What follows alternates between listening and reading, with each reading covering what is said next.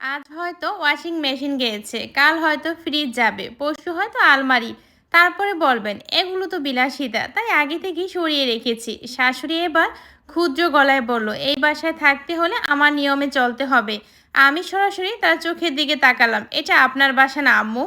কথাটা শুনে তিনি যেন থমকে গেলেন। আমি খুব সম্মান রেখেই বললাম, এটা আমার আর রাফিলের সংসার। এখানে কারো ব্যক্তিগত জিনিস ও কারো অনুমতি ছাড়া বিক্রি করার অধিকার নেই।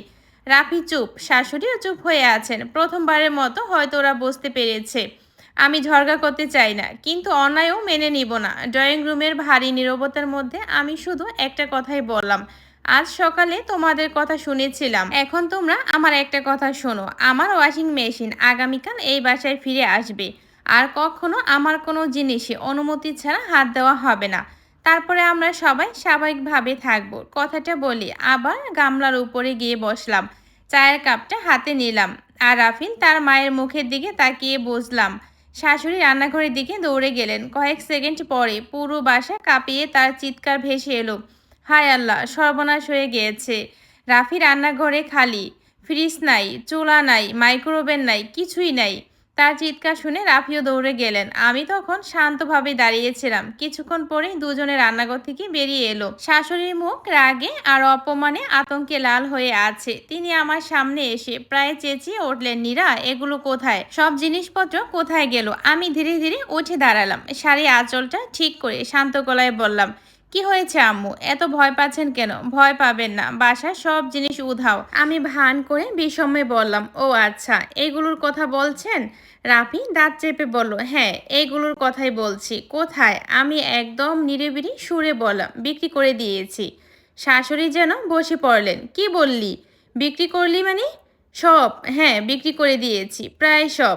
রাফেল আমার হাত চেপে ধরলো, তুমি কি পাগল হয়ে গেছো? আমি তার হাত ছড়িয়ে দিয়ে বললাম, পাগল কেন হব? এই জিনিসগুলো দাম জানো? আমি মুচকি হেসে বললাম, দাম তো অবশ্যই জানি, কিন্তু দাম দিয়ে কি সব বিচার হবে রাফিল? রাফিলের চোখ তখন রাগে আগুন। আমি আবার বললাম, অপচয় কমাতে হবে, সংসার সাশ্রয় করতে হবে না। শাশুড়ি হতভম্ব হয়ে আমার দিকে তাকিয়ে আছেন। আমি ধীরে ধীরে বলতে লাগলাম, sofa, TV, carpet, dining table, fridge, চুলা, ডিশ ওয়াশার, এসব তো অনেক বিলাসিতা।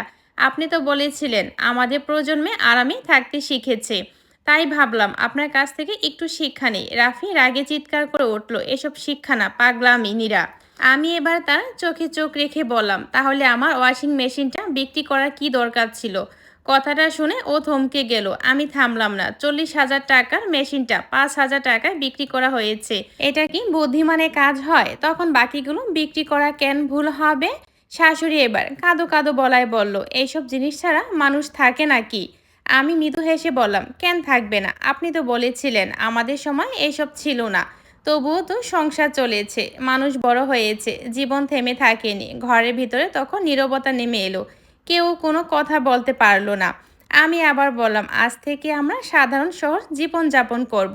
রান্না হবে বারান্দার মাটির চুলায়, ঠান্ডা পানি লাগলে কলসিতে পানি রাখবো, মেঝেতে বসে খাবো, আরামায়েশ কমিয়ে ফেলবো। শাশুড়ি এবার সত্যি মেঝেতে বসে পড়লেন। মুখে শুধু একটাই কথা, হায় আল্লাহ, এ কি সর্বনাশ! রাফিল দু হাতে মাথা চেপে ধরে দাঁড়িয়ে রইল।